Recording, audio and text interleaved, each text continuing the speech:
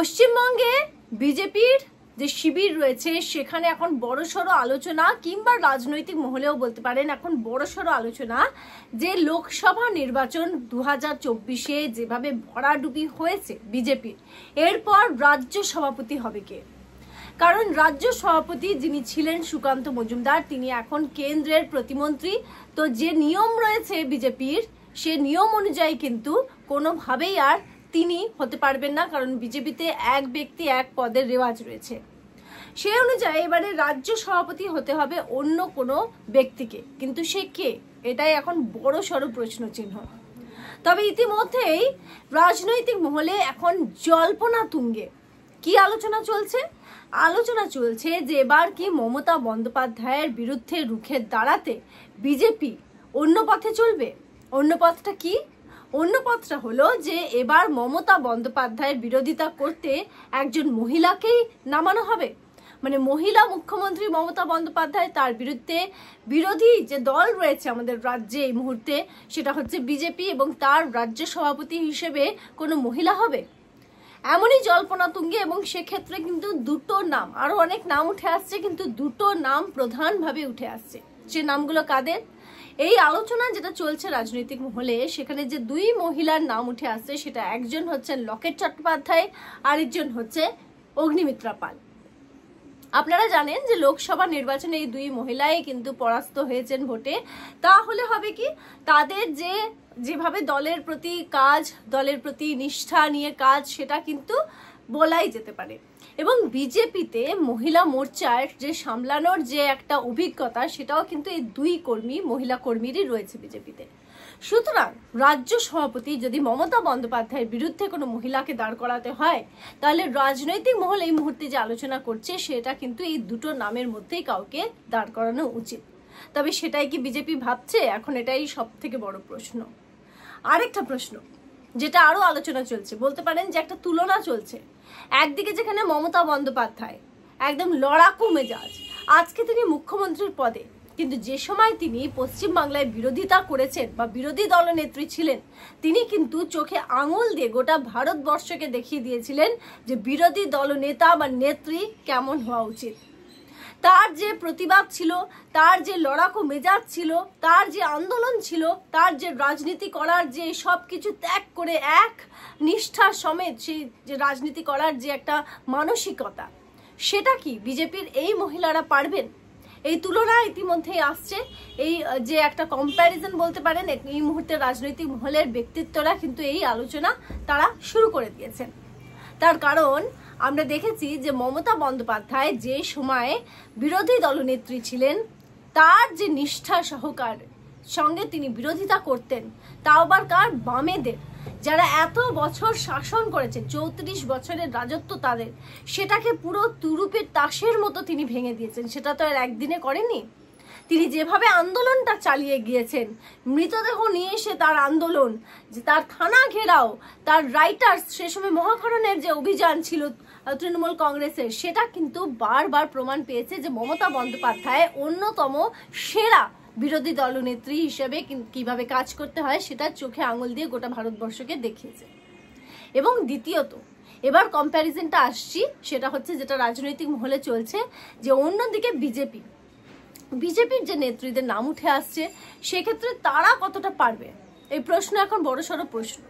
তার কারণ হচ্ছে যে বিজেপির এই নেত্রীদের যে আন্দোলনের ধরন, সেটা আমরা দেখেছি, সেটা কি ততটাই তীক্ষ্ণ যে এই মুহূর্তে মমতা বন্দ্যোপাধ্যায়ের যে ম্যাজিক বা যে হাওয়া গোটা বাংলা জুড়ে চলছে, অন্যদিকে মমতা বন্দ্যোপাধ্যায়ের মস্তিষ্ক প্রসূতি যেভাবে বেরিয়েছে, একদিকে লক্ষ্মীর ভান্ডার, যে মহিলা ভোট টানার জন্য, এবং বিভিন্ন ধরনের মহিলাদের জন্য সুযোগ সুবিধা, যেটা কিনা এই মুহূর্তে তৃণমূল কংগ্রেসের কাছে বড়সড় হাতিয়ার ভোট ব্যাংক ভরাতে, মহিলা ভোট, সেটা কি তারা ভাঙতে পারবেন? যদিও বা এই মুহূর্তে পশ্চিমবাংলায় এমন ইস্যু রয়েছে বিরোধীদের হাতে, কিন্তু বিরোধীরা কিন্তু একেবারে সেটা নিয়ে লড়াই করতে পারছেন না, তারা মাঠে নামতে পারছেন না। বিরোধী দলের যে রোল হওয়া উচিত, যে ভূমিকা হওয়া উচিত, সেটাই কিন্তু ডাহা ফেল দেখা যাচ্ছে বিজেপির। এখনো পর্যন্ত সংগঠনটাকে মজবুত করতে পারলেন না। যারা পুরনো কর্মীরা ছিল তাদেরকে চাঙ্গা করে যে আবার আন্দোলনে ফিরিয়ে আনা, যেমন দিলীপ ঘোষ অন্যতম নাম, সেটা পারছেন না। হ্যাঁ, কে কে আছেন, এইদিকে শুভেন্দু অধিকারী আছে যিনি সারাদিন আইনি লড়াই করে যাচ্ছেন কিংবা বিরোধিতা করতে গিয়ে ছুটে ছুটে যাচ্ছেন বিভিন্ন জায়গায়। অন্যদিকে সুকান্ত মজুমদারের নাম ছিল, তিনি এখন প্রতিমন্ত্রী হয়ে যাচ্ছেন। সুতরাং সব মিলিয়ে যে এই আন্দোলনটাকে এগিয়ে নিয়ে যাবে বিভিন্ন ইস্যুতে, সেটা কোথায়, মুখ কোথায় সেই আন্দোলনে? অগ্নিমিত্রা পল বা লকেট চট্টোপাধ্যায় কি সেটা করতে পারবেন? আফটার অল তাদের বিরুদ্ধে যে মুখ রয়েছে সেটা কিন্তু মমতা বন্দ্যোপাধ্যায়ের মুখ রয়েছে, এটা কিন্তু ভুলে গেলে হবে না। মমতা বন্দ্যোপাধ্যায়ের বিরুদ্ধে বিরোধী দল কিভাবে কাজ করা উচিত, তাদেরকে কিভাবে প্রস্তুতি নেওয়া উচিত, সেটা কি 1 ইঞ্চিও তারা করছেন? এই মুহূর্তে যে ছবি উঠে আসছে বঙ্গ বিজেপির, একেবারে কিছু না ভেবেই বলা যেতে পারে যে না, তারা করছেন না, একেবারে করছে না। একবার ভেবে দেখুন তো, এই পশ্চিমবাংলা যেখানে 34 বছরের যে শাসনকে একদম তুরুপের তাসের মতো ভেঙে ফেলে দিলেন মমতা বন্দ্যোপাধ্যায়ের আন্দোলনগুলো, মমতা বন্দ্যোপাধ্যায় নিষ্ঠা সমেত যেভাবে কাজ করেছেন, সেই কাজ, সেই ভাবমূর্তি তার যেটা তৈরি হয়েছে, সেটাকে ভাঙার জন্য বা বিরোধী দল যারা বিজেপি, তাদেরকে সেই সমান জায়গায় পৌঁছানোর জন্য আরো কতটা পরিশ্রম করা উচিত। এবং সব থেকে বড় কথা, বিজেপিতে মুখ কোথায়? বিজেপিতে শুভেন্দু অধিকারী, সুকান্ত মজুমদার, আর ওইদিকে আপনার এই যে 2 মহিলার নাম করলাম যারা, লকেট চট্টোপাধ্যায়, অগ্নিমিত্রা পাল, আর কোথায় অভিজিৎ গঙ্গোপাধ্যায়? তিনি জিতেছেন বটে, কিন্তু কোথায়? কোনো আন্দোলন নেই। এবং তার পক্ষে আন্দোলন সেভাবে মাঠে নেমে যেটা মমতা বন্দ্যোপাধ্যায় করতেন, সেটা কি কখনো সম্ভব? যিনি যে একদিকে একেবারে যেভাবে শুধুমাত্র নির্দেশ দিয়ে গেছেন, একজন মানে বলা যেতে পারে মানে বিচারপতি যিনি ছিলেন, সে কি পারবেন যে মাঠে নেমে সে মমতা বন্দ্যোপাধ্যায়ের আন্দোলনের মতো করে আন্দোলন এগিয়ে নিয়ে যাওয়া, বিজেপিকে সেই জায়গায় পৌঁছানো? রাজনৈতিক মহল কিন্তু বলছে না, তার পক্ষে এটা সম্ভব না। এবং জেলা স্তরে যে নেতারা রয়েছেন না বিজেপির, তাদেরও দেখা যাচ্ছে যে কোনো কাজকর্মের মানে কিছু ধার ধারেন না, মানে করেনি না আসলে, এমনটাই কিন্তু সমালোচনা হচ্ছে তাদেরকে নিয়ে।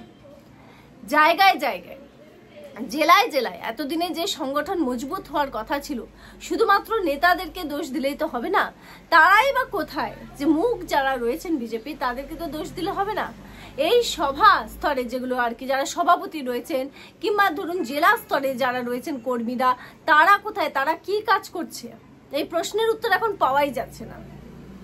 সুতরাং সব মিলিয়ে এই মুহূর্তে রাজ্যে যা যা ইস্যু রয়েছে, সেই ইস্যু যদি মমতা বন্দ্যোপাধ্যায় সেই সময় পেতেন না, তাহলে কিন্তু মানে যে কোনো প্রশাসনিক একদম প্রতিষ্ঠানকে নাড়িয়ে দিতেন, যেমন মহাকরণকে তৃণমূল কংগ্রেস নাড়িয়ে দিত বিভিন্ন ইস্যু নিয়ে। এই মুহূর্তে যদি তিনি এগুলো পেতেন না, নবান্নকে নাড়িয়ে দিতেন। দেখতেন কি করতেন মমতা বন্দ্যোপাধ্যায়। তার 1 ইঞ্চিও কিন্তু বিরোধী দলনেতা বা নেত্রী যারা হতে চাইছেন বা স্বপ্ন দেখছেন বা নাম উঠে আসছে, জল্পনা হচ্ছে, তারা কিন্তু করছেন না। সুতরাং সব মিলিয়ে এই যে কথা আসছে, এই যে নাম উঠে আসছে, তারা আদৌ কি পারবেন? 2026 এখন টার্গেট বা পাখির চোখ হওয়ার কথা বিজেপির কাছে, কিন্তু এখনো পর্যন্ত সুনির্দিষ্ট একটা নাম পাওয়া গেল না যে রাজ্য সভাপতি হতে পারে। একটা নাম যেটা সকলের মনে ছিল, দিলীপ ঘোষ, যিনি দেখিয়েছেন যে কিভাবে রাজনীতিটা করতে হয়, কিভাবে তৃণমূল কংগ্রেসের বিরোধিতা করতে হয়, মমতা বন্দ্যোপাধ্যায়ের বিরোধিতা করতে হয়, কিন্তু তিনি নিজেই এখন কোণঠাসা। মানে নিজের কবর কোথাও না কোথাও বিজেপি নিজেই যে খুঁড়ছে, এটা কিন্তু প্রত্যেকে বলছেন, সমালোচনা করছেন বাংলার মানুষ। তবে আগামী দিনে মহিলা মুখ যদি তুলে আনে বিজেপি, তাহলে সেটাই কি কোনো লাভ হবে বিজেপির? আপনাদের কি মনে হয় সে কমেন্ট অবশ্যই করে আমাদেরকে জানান যে আপনাদের মতামত কি, কারণ এটা পাবলিকের জায়গা, আপনাদের জায়গা। তো দ্য পাবলিক পোল ব্রেকিং নিউজে অবশ্যই নিজেদের মতামত জানাবেন। দেখতে থাকবেন দ্য পাবলিক পোল। ভালো থাকবেন।